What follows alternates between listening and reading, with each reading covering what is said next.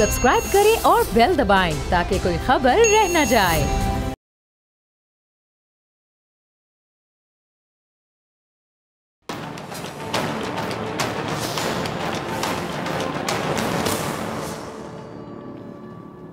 अस्सलाम वालेकुम नाजरीन, मैं हूं डॉक्टर फिजा अकबर खान और मैं हूं पाकिस्तान और आप देख रहे हैं पाकिस्तान के सबसे बड़े न्यूज़ चैनल का नंबर 1 प्रोग्राम ऐसे नहीं चलेगा। फ़लस्तीन आज फिर लहू लहू है और वक्त मुंतज़िर है कि फिर कोई सलाहुद्दीन अयूबी उठे और फ़लस्तीनियों को इसराइल के जुल्म से, सितम से निजात दिलाए, किबला अव्वल की सरजमीन पर आज़ादी का परचम लहराए। बैतुल मक़दिस की नाजरीन जो फ़तह का सेहरा है वो सलाहुद्दीन अयूबी के सर जाता है। तारीख़ की किताबों में अगर आप पढ़ें तो लिखा हुआ है कि सलाहुद्दीन अयूबी अभी कम उम्र ही थे कि सलीबी फ़ौजों के जुल्म सितम के ख़िलाफ़ उनका दिल जलता था, जो मुसलमानों का मालो असबाब भी लूट लेते थे और मुसलमान औरतों को भी पकड़ कर साथ ले जाते थे।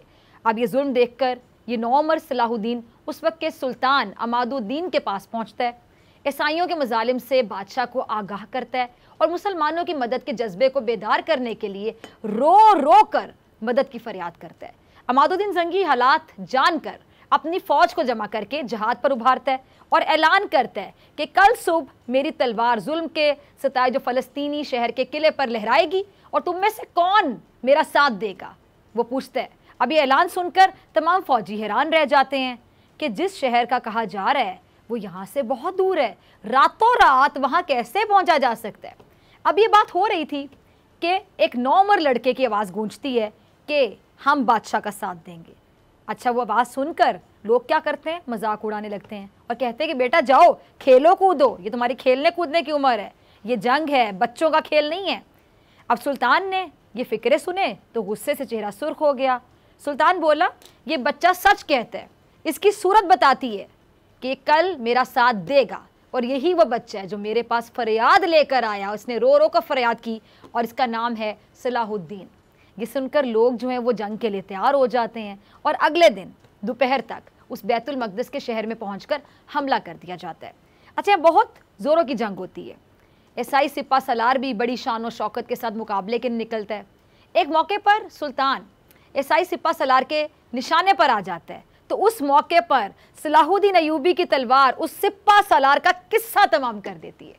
ईसाई सिपा सलार के मौत के घाट उतरते ही ईसाई फ़ौज भाग खड़ी होती है और शहर पर मुसलमानों का कब्ज़ा हो जाता है।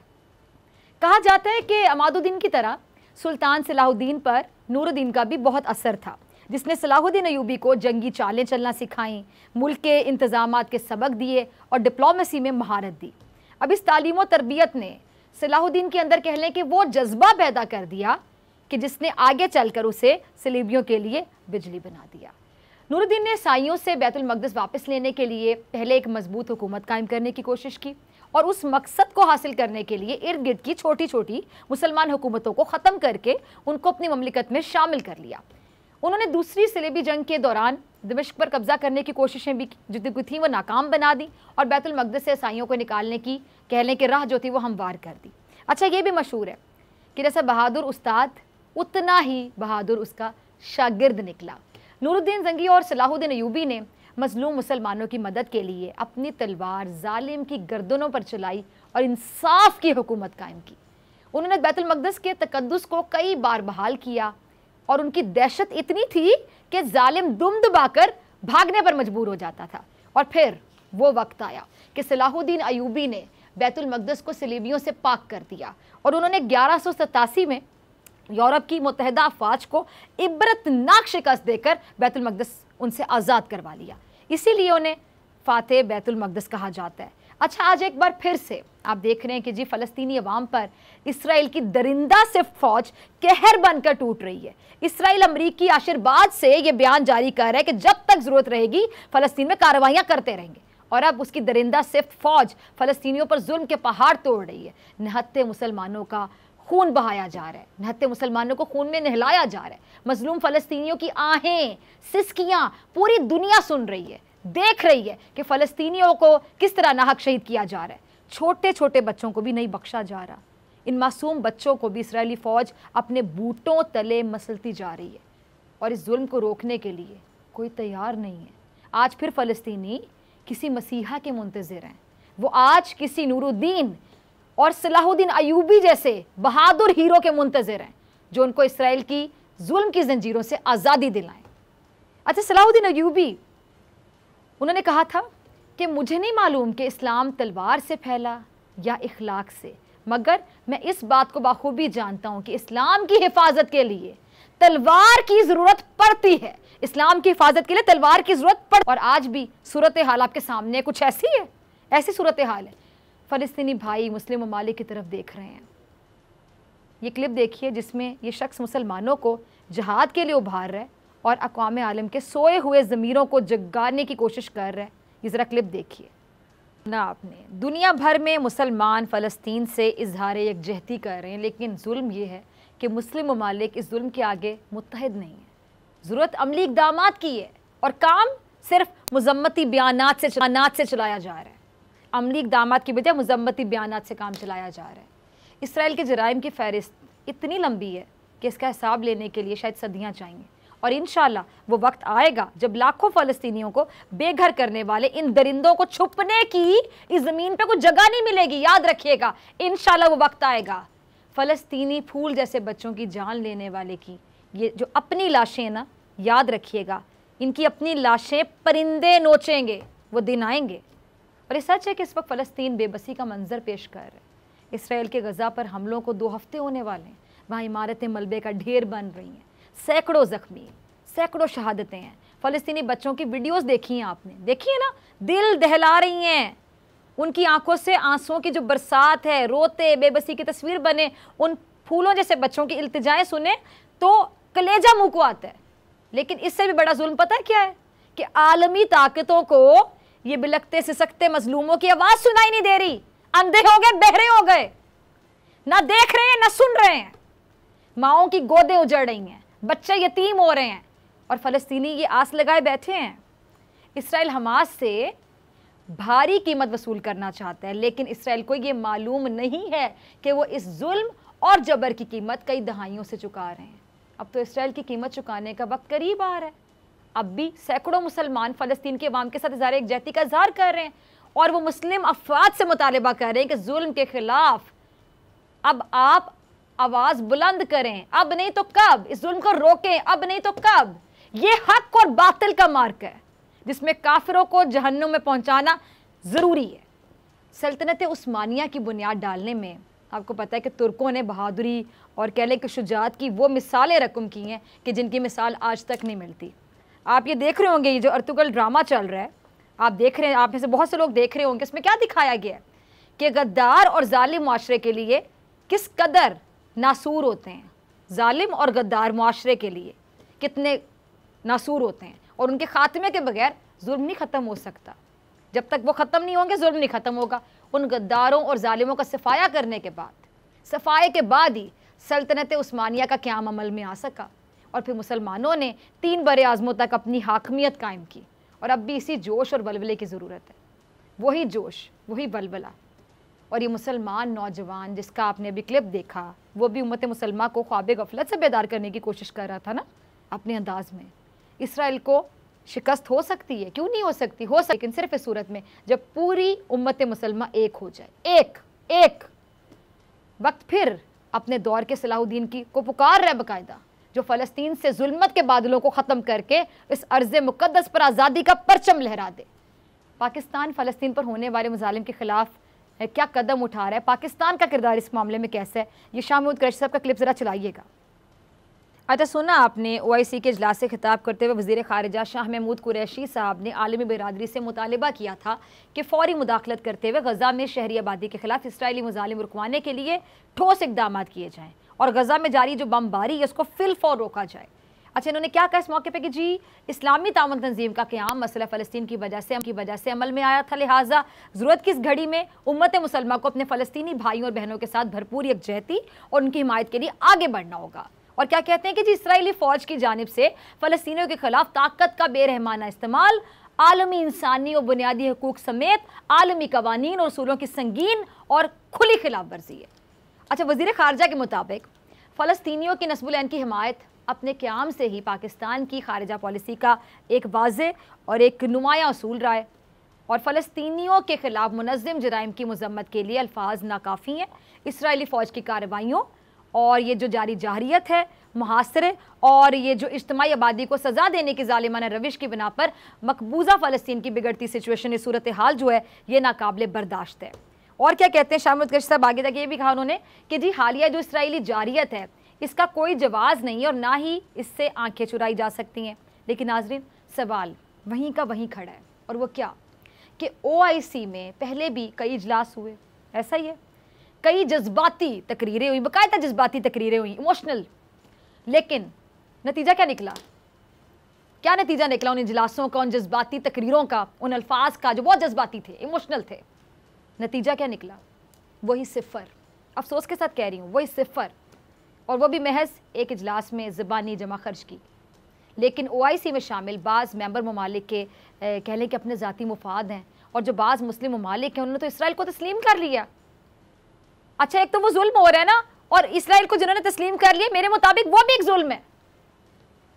ऐसे में OIC इजलास को सिर्फ आप कह लें कि एक रस्मी प्लेटफॉर्म कहा जा सकता है।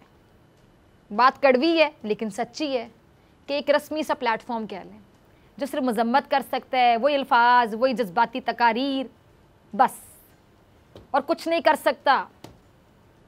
ये बिल्कुल सच्ची बात है, हकीकत है, कड़वी है, सच्ची है कि कुछ नहीं कर सकते ये जज्बाती तकारीर के अलावा, मजम्मत के अलावा। एक तरफ बेबसी, बेहिसी, बेकसी, और दूसरी तरफ संगदिली, बेरहमी और बेदर्दी।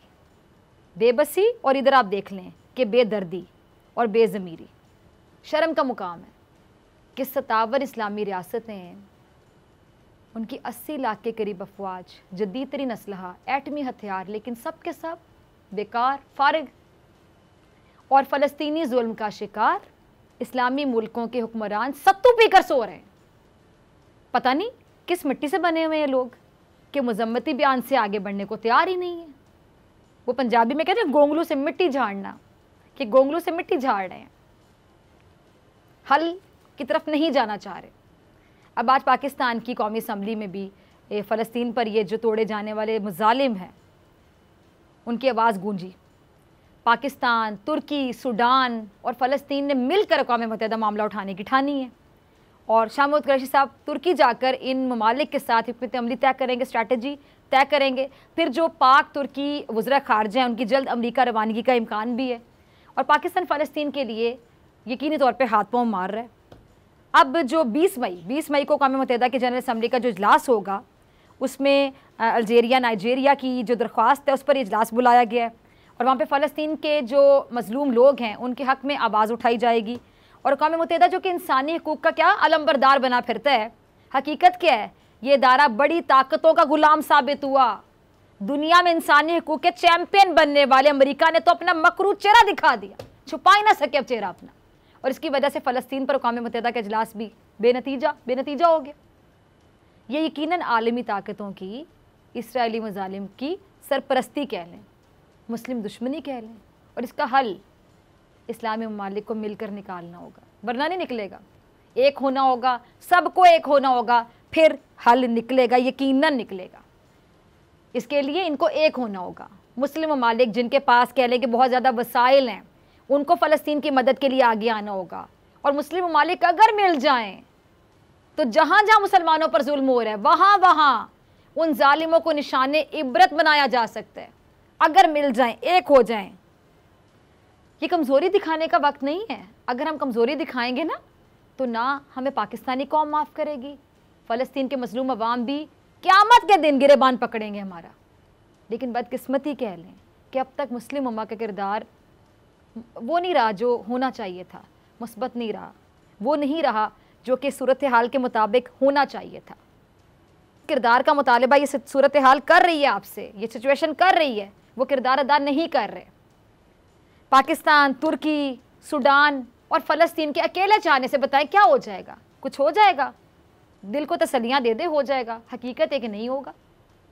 ये ममालिक सिर्फ कोशिश कर सकते हैं, दिल से कोशिश करेंगे, यकीन से मैं कहती हूँ। लेकिन जब तक तमाम मुस्लिम ममालिक एक ज़बान होकर जुल्म को जुल्म नहीं कहेंगे तब तक कुछ नहीं होने वाला। जब तक ये तमाम लोग एक प्लेटफॉर्म पे नहीं आएंगे तब तक कुछ नहीं होने वाला। अब ये मुजम्मती बयानात का वक्त नहीं है, जज्बाती तकारीर का वक्त नहीं है कि अल्फाज से बस जज्बात का इजहार कर दिए, नहीं, अब वक्त है कि प्रैक्टिकली करके दिखाएं, प्रैक्टिकली। अगला क्लिप होगा, ज़रा चलाइएगा। चलिए, फ़लस्तीन के सफ़ीर कह रहे हैं कि जी इसराइल ने हमारे ऊपर बाकायदा क़यामत ढा दी है, लेकिन मस्जिद अक्सा मुसलमानों की थी, मुसलमानों की है और मुसलमानों की ही रहेगी। मैं सलाम पेश करती हूँ फ़लस्तीनियों की जुर्रत को, बहादुरी को, हिम्मत को, जो जुल्म बर्दाश्त करे, जुल्म सह रहे हैं और शहादतों के नजराने पेश कर रहे हैं, लेकिन मस्जिद अक्सा के दिफा से 1 इंच भी पीछे हटने को तैयार नहीं है। मैं सलाम पेश करती हूँ उनके जज्बे को। और फ़लस्तीन के सफ़ीर को पाकिस्तान से बहुत उम्मीदें हैं, पाकिस्तानियों पर ये बहुत एतबार करते हैं, बहुत एतमाद करते हैं, बहुत एक्सपेक्टेशंस हैं इनकी पाकिस्तान से, बहुत उम्मीदें हैं, क्योंकि उन्होंने पाकिस्तान के फ़लस्तीन के हक़ में अब तक इक़दामात को बहुत सराहा है। और पाकिस्तान और पाकिस्तानियों का फ़लस्तीन की मदद का जो जज्बा है वो यकीनी तौर पर देखने से ताल्लुक़ रखता है। अब ये जो आपको मैं बताऊँ ज़रा, जो फ़लाही इदारे ईदी फाउंडेशन के जो सरबराह हैं फैसल ईदी साहब, उन्होंने फ़लस्तीन जाने का बाकायदा फ़ैसला किया है और वीज़े के लिए दरख्वास्त भी जमा करवा दी है। फैसल ईदी साहब, आपको भी मैं सलाम पेश करना चाहूँगी आज। और क्या कहते हैं फैसल ईदी साहब, ज़रा सुनिएगा। उन्होंने कहा है कि जी ईदी फाउंडेशन के तहत जो फ़लस्तीन में इमदादी कार्रवाइयों में हम हिस्सा लेना चाहते हैं, और बेटे साद ईदी समेत हम 5 अफराद हैं जो फ़लस्तीन जा रहे हैं। और उन्होंने ये भी कहा कि इस्लामाबाद में ईदी फाउंडेशन के नुमाइंदों की फ़लस्तीनी सफ़ीर से मुलाकात भी हुई है और फ़लस्तीनी सफ़ीर के मुताबिक फ़लस्तीन में अद्वियात की बहुत ज़्यादा ज़रूरत है। अच्छा, फैसल ईदी साहब मिस्र के रास्ते से फ़लस्तीन जाएंगे और मिस्र के वीज़े के लिए भी दरख्वास्तें दे रहे हैं। वो अद्वियात और जो खुराक है ना, वो मिस्र से ही खरीदेंगे। अभी तकरीबन ये 2.5 से 3 करोड़ का बजट रखा है। ये भी ज़रा मैं आपको बता दूँ कि सिलसिले में इन्होंने हुकूमत से कोई मदद नहीं मांगी, ना इनको हुकूमत से मदद चाहिए, बल्कि अवाम की मदद से सब करेंगे। अल्लाह पाक इनकी कोशिशों को कबूल फरमाए, इनकी नीयत को, इनकी कोशिश को कबूल फरमाए, आमीन। और फ़लस्तीन इस टाइम पे बहुत बुरे वक्त से गुज़र रहा है, बहुत कर्ब से गुज़र रहा है। ये वक्त जो है बहुत भारी वक्त है उनके ऊपर, और ये कर्ब, ये अज़ियत की जो दास्तान है, फ़लस्तीन की एक 10 साला बच्ची है, ज़रा उसकी ज़बानी सुनिए। और मैं यकीन से कहती हूँ कि इसको सुनने के बाद जो पत्थर दिल कलेजा भी होगा ना, वो भी फट जाए। जी सुना आपने, और जिसमें ज़रा सी भी इंसानियत बची होगी ना, वो अब चीख चीख कर कहेगा कि जुल्म का, जबर का निज़ाम अब नहीं चलेगा, अब ऐसे नहीं चलेगा। मिलते हैं ब्रेक के बाद।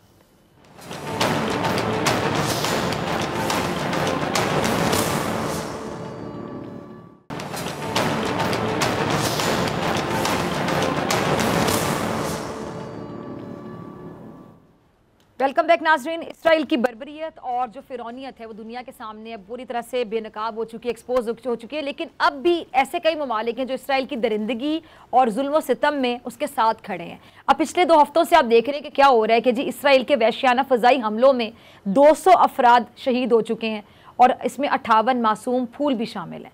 अब इस जंग की इब्तिदा इसराइल ने खुद की। इसराइल फ़ौजी मस्जिद अक्सा पर हमलावर हुए, बच्चों, बूढ़ों, ख़वातीन पर शैलिंग की, रबड़ की गोलियां बरसाईं, और इसराइल इस वक्त गज़ा पर तकरीबन 100 के करीब हमले कर चुका है। यानी अगर मैं कहूँ कि हैवानियत की तमाम हदें पार कर दी तो गलत नहीं होगा। अच्छा, इस वक्त मुस्लिम उम्मा और अक़वाम मुत्तहिदा का किरदार बहुत अहमियत का हामिल है, बहुत अहम किरदार है। आज अक़वाम मुत्तहिदा का इजलास हुआ, उसमें इसराइल को लगाम डालने के लिए कोई नतीजा नहीं निकाला गया, और OIC का भी जो इजलास हुआ जिसमें करारदाद मंजूर की गई कि आलमी इदारे अपनी जिम्मेदारियां पूरी करें। अच्छा, इस वक्त तमाम जो मुस्लिम ममालिक हैं उनकी नज़रें अमरीका पर हैं, मगर अमरीका ने अक़वाम मुत्तहिदा का एलामिया जारी करने से भी रोक दिया, अब जिसकी तस्दीक अक़वाम मुत्तहिदा के सेक्रेटरी जनरल ने खुद की है। अब दूसरी जानिब अगर आप देखें तो अमरीका ने इसराइल को $735 मिलियन असलहा फ़रोख्त करने की भी मंजूरी दे दी है, जिस पर जो बाइडन की अपनी जमात के अरकान बहुत हैरान हैं, और उनका क्या कहना है कि इसराइल को हम फ़रोख्त करना और हमले रोकने के लिए दबाव ना डालने से खुरेज़ी मज़ीद बढ़ेगी। अच्छा, इसराइल से मुतालिक जो करारदाद है वो पेश करने के लिए कौमी असम्बली के इजलास में वज़ीर ख़ारजा जो है शाह महमूद कुरैशी साहब, उन्होंने क्या कहा कि पाकिस्तान दीगर इस्लामी ममालिक के साथ मिलकर अक़वाम मुत्तहिदा की जनरल असम्बली का इजलास तलब करने का मुतालबा कर रहा है। और उन्होंने ये भी कहा कि तुर्की, फ़लस्तीन, सूडान के जो वज़ीर ख़ारजा हैं उनसे मिलकर न्यूयॉर्क जाएंगे और फ़लस्तीन के मामले को वहाँ जाके उठाया जाएगा। अब कल यूरोपीय यूनियन ने भी मामले पर इजलास तलब किया है। इंसानी हकूक़ के जो अलमबरदार हैं उनके लिए मेरे ख्याल से यही वक्त है कि वो अपनी इंसानियत का प्रैक्टिकली सबूत दें और इसराइल की बर्बरियत को रोक कर प्रैक्टिकली सबूत दें इस बात का। इस पर बात करने के लिए मेरे साथ मौजूद हैं वीर शाहिद अमीन साहब, किसी तारुफ के मोहताज नहीं। शाहिद साहब बहुत शुक्रिया ज्वाइन करने के लिए। शाहिद साहब, ये जो हो रहा है अब पाकिस्तान और जो मुस्लिम ममालिक हैं वो इसराइल को रोकने के लिए किस हद तक प्रेशर डाल सकते हैं? आपको क्या लगता है कि जब ये आवाज़ उठाएंगे तो प्रेशर बिल्ड किया जा सकता है या नहीं?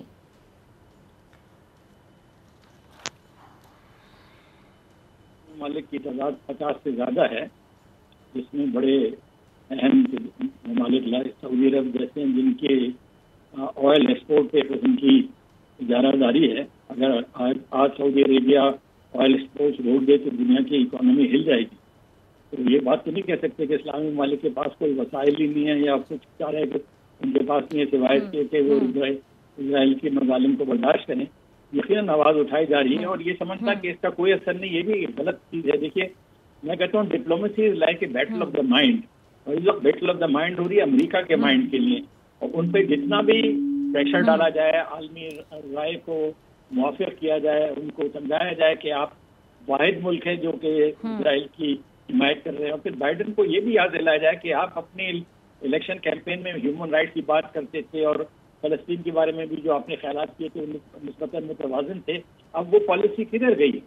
मैं समझता हूँ कि अब तक जो कुछ बाइडन ने कहा है वो उससे हम यही समझते हैं कि वो कुछ डिप्लोमेसी इस्तेमाल हो रही है। और आज उनके सेक्रेटरी ऑफ स्टेट ने बल्कि पहली बार इसराइल पे एक एतराज़ उठाया कि वो साबित करे कि ये जो मीडिया बिल्डिंग को गिराया गया था वहाँ पे कोई टेररिज्म की शहादत थी।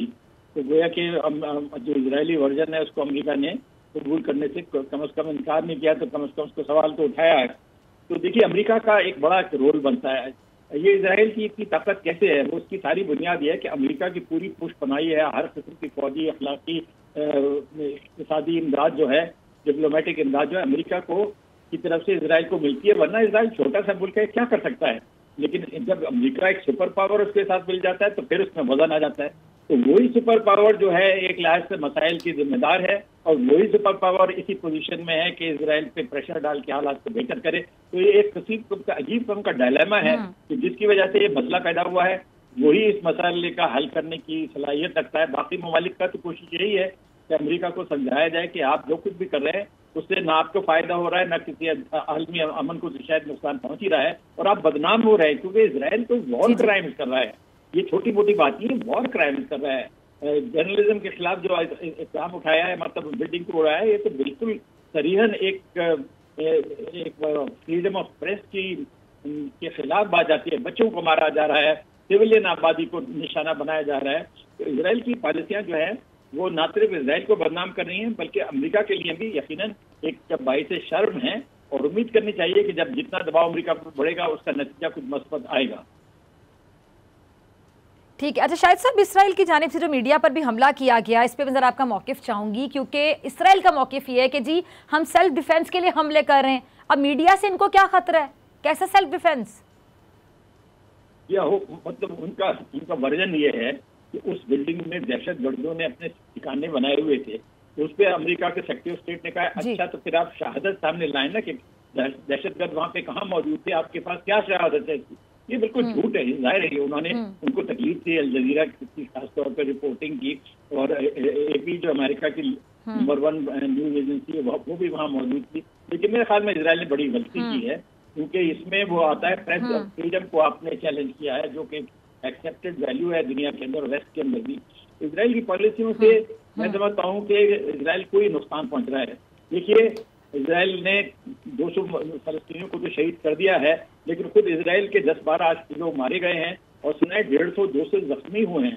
तो इसराइल की हुकूमत ये दावा करती है कि हम जो कुछ कदम उठा रहे हैं वो अपने अवाम को की सलामती के लिए कर रहे हैं। तो सलामती कैसी है? वो अवाम तो वहाँ पे इसराइली अवाम तो हर वक्त परेशान बैठे हैं, किसी वक्त कोई मिसाइल आएंगे किसी को मार सकता है। तो इसराइल की पॉलिसियों ने खुद इसराइली आम शहरी की जिंदगी को खतरे में डाल दिया है। तो मेरे ख्याल में इसराइल के अंदर भी एक यकीनन दोबारा एक जज्बा आएगा कि ये पॉलिसियां कुछ हासिल नहीं कर रही हैं और इसको रोका जाए। और इस वक्त जहां तक मुझे अंदाजा है कि खासतौर पर मिस्र की तरफ से बैकग्राउंड में डिप्लोमेसी हो रही है और अमेरिका की तरफ से, और गालिबन ये 2-4 दिन में ये मामला कुछ न कुछ सूरत हाल में कुछ बेहतरी आएगी। माजी में भी हमने देखा है कि ये 4, 5, 6 दिन चलता है और उसके बाद मामला रुक जाता है।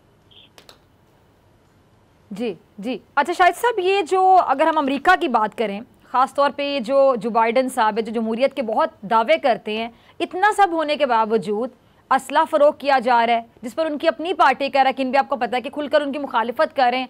अब इसकी क्या ज़रूरत है? आप खुद को कह सकते हैं जी हम जमहूरी हैं, जमहूरियत के बड़े बड़े दावे भी कर सकते हैं, प्रैक्टिकली इनका किरदार आप देख लें।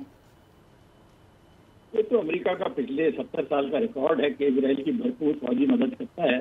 इजराइल की ताकत की बुनियाद यह है कि अमेरिका कितनी हिमायत हासिल है, वरना इजराइल क्या कर सकता है। तो ये तो हम नहीं कहेंगे कि बाइडन साहब ने जो असला भेजा है कोई नई बात है, ये तो continuation of the same old policy है। लेकिन ये मुझे थोड़ी बहुत उम्मीद है। सॉरी, मैं आपकी बात काट रही हूँ शाहिद साहब, यानी ये अब लोगों को जरा क्लियर कर दें। मैं तो पहले दिन से कह रही थी, जब बहुत से लोग ट्रंप और जो बाइडन का कंपैरिजन कर रहे थे, तो ये ट्रंप और जो बाइडन या कोई तीसरा आ जाए इससे फर्क नहीं पड़ेगा। अमेरिका की जो अपनी पॉलिसी है उससे फर्क पड़ेगा। फिर इनका फेस ट्रंप हो, जो बाइडन है, कोई भी। आप मेरी बात से अग्री करते हैं? जी, आपकी बात सही है। असल में तो अमेरिका एज ए स्टेट हमेशा इजराइल की मदद करती रही है। अकेला सदर तो नहीं होगा ना? एग्जैक्टली। हाँ, चाहे रिपब्लिकन एडमिनिस्ट्रेशन में हो या डेमोक्रेटिक। इजराइल को तस्लीम किसने किया था? डेमोक्रेटिक प्रेसिडेंट ने। और फिर इजराइल की मदद भी जो है ज्यादातर दोनों एडमिनिस्ट्रेशन करते रहे। सिर्फ एक बार इजराइल पे किसी ने तो रोका था, वो 1956 में था, जब प्रेसिडेंट आइजनहावर जो कि रिपब्लिकन थे, उन्होंने इजरायली जारियत को सनाए में इजराइल ने सनाए पे कब्जा कर लिया था। और प्रेसिडेंट आइजनहावर ने हुक्म दिया कि 1 हफ्ते के अंदर इसको खाली करो, और इजराइल को खाली करना पड़ा।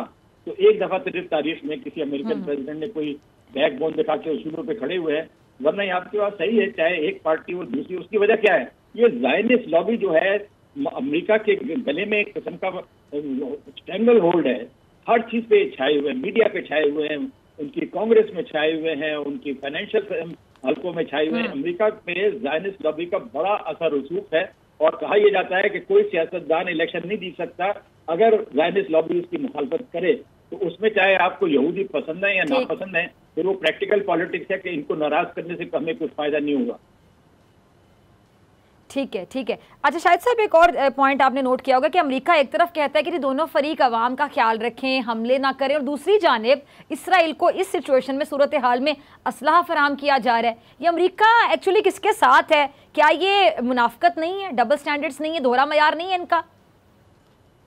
है, बिल्कुल मुनाफकत, डबल स्टैंडर्ड भी है। लेकिन देखिए, इससे एक लीवरेज भी अमेरिका को मिलती है। अब अमेरिका की तरफ से इसराइल को इस्लाह आ रहा है, तो अमेरिका जो है उसको रोक के इसराइल पे प्रेशर भी तो डाल सकता है ना। जो हाथ देता है उसको एक सुपीरियर पोजीशन तो हासिल हो जाती है। ये हर एक बात तस्लीम करता है कि अगर इसराइल पे किसी का दबाव आ सकता है या असर रसूख हो सकता है, वो अमेरिका। उसके अलावा किसी मुल्क का इसराइल में बस नहीं चलता। नहायत ही वो बेशरम बेगैरत लोग हैं, उनको दुनिया सारी गालियां थे, उनको कोई परवाह नहीं। इस वक्त भी, हमेशा माजी में भी उनको लोगों ने शदीद उनकी तनकीद की है। सारी दुनिया में उनके खिलाफ अखबारों ने लिखा और मुजाहरे हुए, हुकूमतों ने किया, लेकिन इसराइल की के ऊपर कुछ असर नहीं होता है। असर किसका पड़ता है? जब अमेरिका की तरफ से प्रेशर आता है।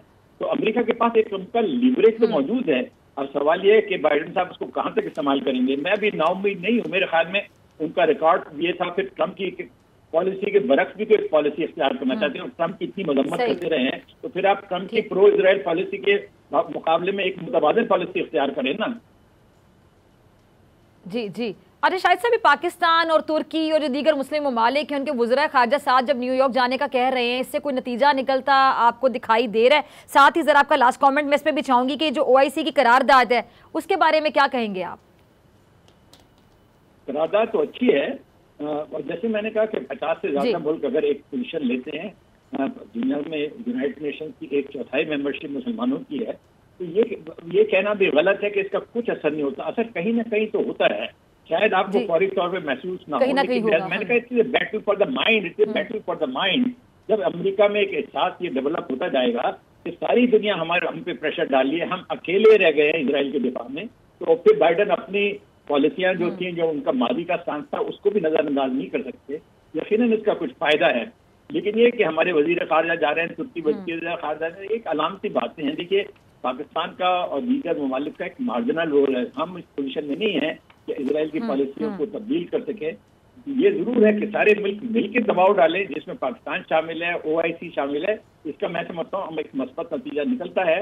तो हमने हमारी तरफ से जो भी कोशिश की जाती है बिल्कुल ठीक है। तो फिर हमारे अवामी तवक्कुआत भी है। आपको मालूम है पाकिस्तानी पब्लिक ओपिनियन बहुत मुश्तिल है इस सब्जेक्ट पे, तो तवक्को रखती है हुकूमत को बढ़ चढ़ के हिस्सा ले। तो ये यूनाइटेड नेशन जाना एक किस्म की अच्छी बात है, वहाँ जाके ज्यादा प्रेशर। आपको एक और बात भी मैं कहूँ कि अब ये फैसला हुआ है कि यूनाइटेड नेशन जनरल असेंबली की मीटिंग 20 तारीख को होगी। ये एक मुतबादिल तरीका है कि अगर सिक्योरिटी काउंसिल में एक्शन ब्लॉक हो जाए, जैसे कि अमेरिका ने वक्त किया हुआ है, तो यूएन जनरल असेंबली की तरफ जाना जो है वो एक ऑल्टरनेटिव है। ये सही है कि यूएन जनरल असेंबली के रेजोल्यूशन की वो नहीं है, इट इज नॉट ऑब्लिगेटरी, यानी सिक्योरिटी काउंसिल का रेजोल्यूशन पास हो वो तो हर एक के ऊपर समझे कि कानूनी तौर पर फर्ज बन जाता है, लेकिन यूनाइटेड नेशन जनरल असेंबली का रेजोल्यूशन की वो अफादियत नहीं है।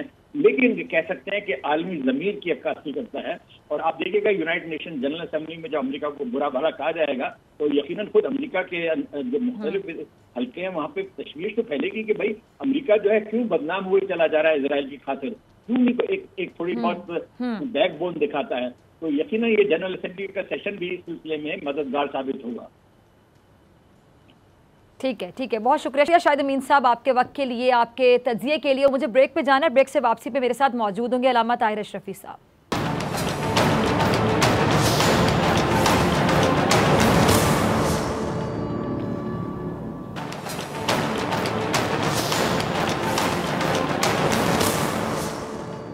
वेलकम बैक नाज़रीन। एक तरफ इसराइल फ़लस्तीनियों पर ज़मीन तंग कर रहा है और दूसरी जानिब भारत भी मुसलमानों के दिल जख्मी करने के एजेंडे पे चल रहा है। भारतीय टीवी चैनल ने मुसलमानों को इश्तियाल दिलाने की एक ऐसी कोशिश की है जिसे मुसलमानों के ईमान बल्कि जाने ईमान पर हमला कहा जाए तो गलत नहीं होगा। भारतीय इंतहा पसंद ये जो सोच है भारतीय टीवी चैनल की तरफ से चलाई जाने वाली तौहीन आमेज़, इश्तियाल अंगेज़, नफरत अंगेज़ वीडियो की हरमैन शरीफैन के ट्विटर अकाउंट से भी मजम्मत की गई।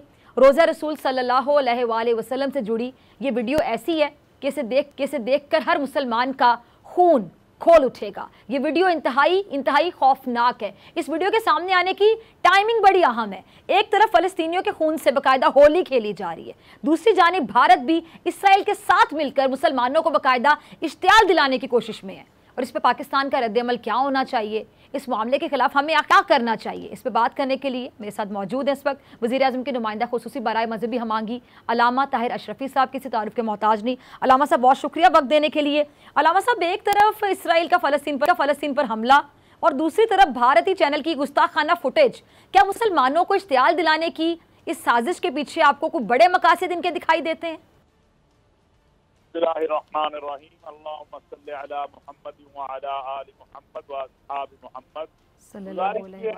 अज़ाइम तो उनके हैं, ये अज़ाइम को नए नहीं है, ये तो अज़ाइम उनके हैं। उन्होंने ये तस्वर लगा के देखा है हिंदुस्तान और इसराइल एक फ़लस्तीनियों पे जुल्म कर रहा है और दूसरे ने ये मिसाइल जो है गुंबद खिजरा पर लगते हुए दिखा के मुसलमानों को टस्टर लगाया है कि इनमें कितनी की जान है।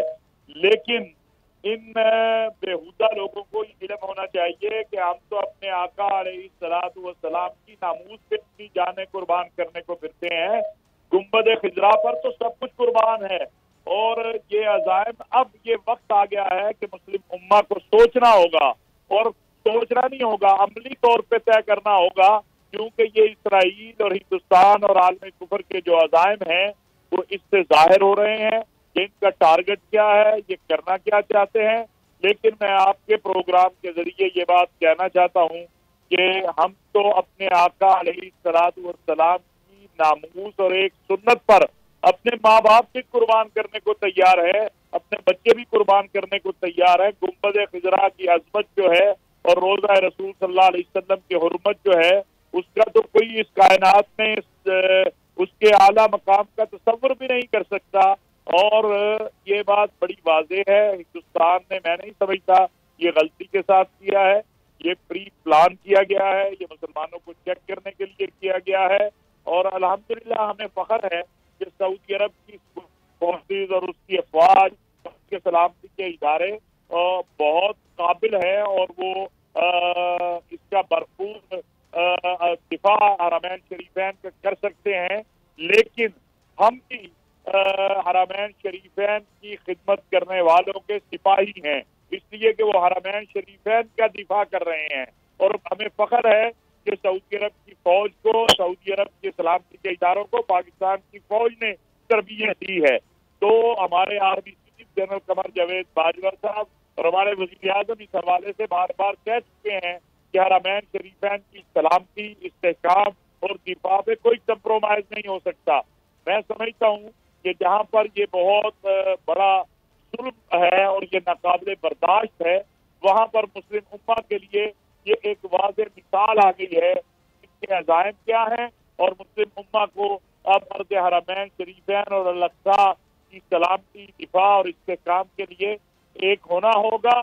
और उसके लिए फौरी तौर पर मैं समझता हूँ कि OIC को इसमें इजलास भी बुलाना चाहिए और हिंदुस्तान को तमाम इस्लामी ममालिक की तरफ से एक पैगाम जाना चाहिए, हिंदुस्तान का बाइकाट करना चाहिए और हिंदुस्तान के ये जो ऐसी नाकाबिले बर्दाश्त और नाकाबिले कबूल हरकत की है, जब तक हिंदुस्तान जो है इस पर माफी नहीं मांगता, इस चैनल को बंद नहीं किया जाता, मैं नहीं समझता कि मुस्लिम ममालिक को हिंदुस्तान के साथ ताल्लुकात कायम करने चाहिए दोबारा। अच्छा अलामा साहब, इस तरह के वाक़यात पहले भी पेश आते रहे हैं, कभी किसी अंदाज में कभी किसी अंदाज में मुसलमानों को हर तरफ से निशाना बनाया जाता रहा और उनकी जान महफूज नहीं है, ईमान पर बाकायदा हमले किए जाते हैं, बाकायदा मुसलमानों को इश्तियाल दिलाने की कोशिश की जाती है। मुसलमानों की ऐसी क्या चीज़ें जो इन लोगों को खटकती है, बर्दाश्त नहीं होता, यानी मुसलमानों का खौफ है इन लोगों को, तभी इस तरह की साजिशें की जाती हैं, इस तरह की हरकत की जाती हैं। मुसलमानों के पास जो कलमा तौहीद है ना, ला इलाहा इल्लल्लाह मुहम्मदुर रसूलुल्लाह, और जो मोहम्मद अरबी सल्लल्लाहु अलैहि वसल्लम की सुन्नत है और जो अकीदा खत्म नबूवत है और इस्लाम का पैगाम हक्कानियत जो है, जो पूरी दुनिया पे फैलता चला जा रहा है। 9/11 हुआ, लोगों का ख्याल था इस्लाम मुश्किल में आएगा, लेकिन 9/11 के बाद यूरोप, अमेरिका, बरतानिया में लाखों लोग इस्लाम में दाखिल हो गए।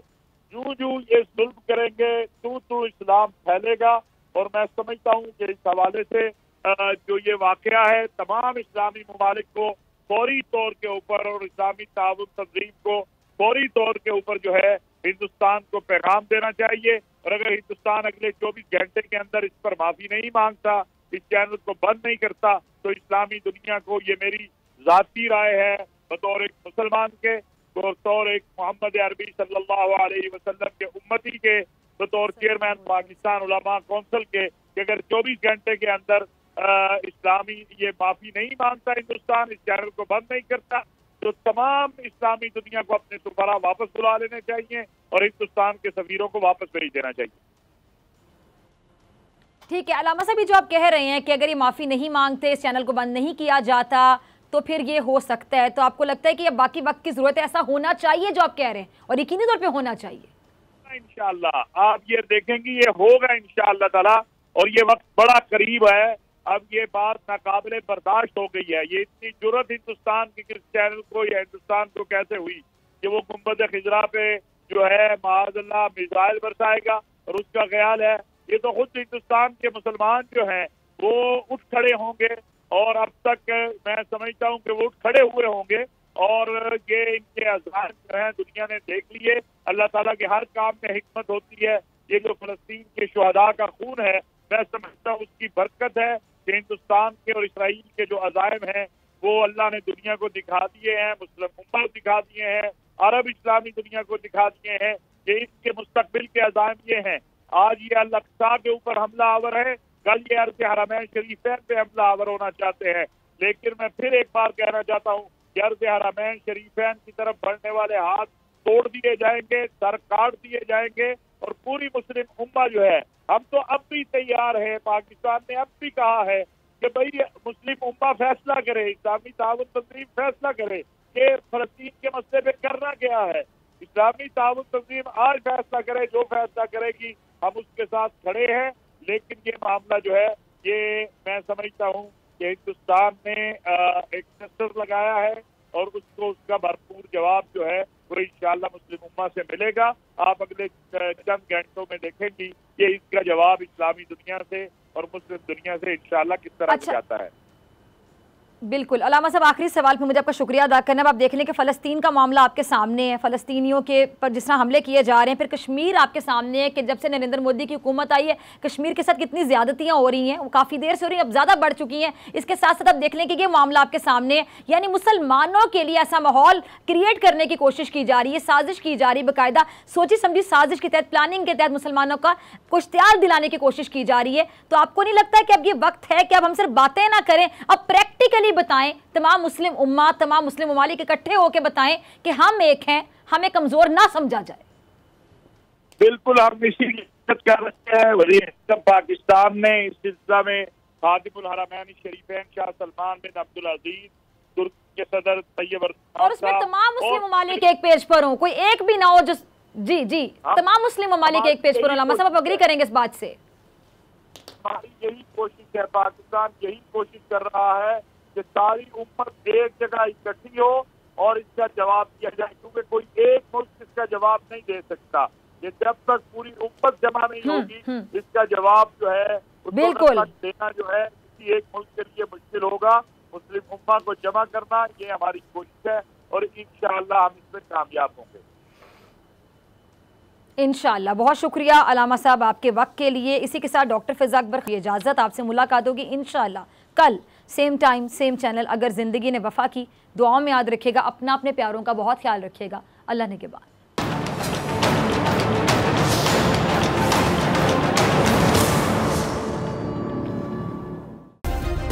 सब्सक्राइब करें और बेल दबाएं ताकि कोई खबर रह न जाए।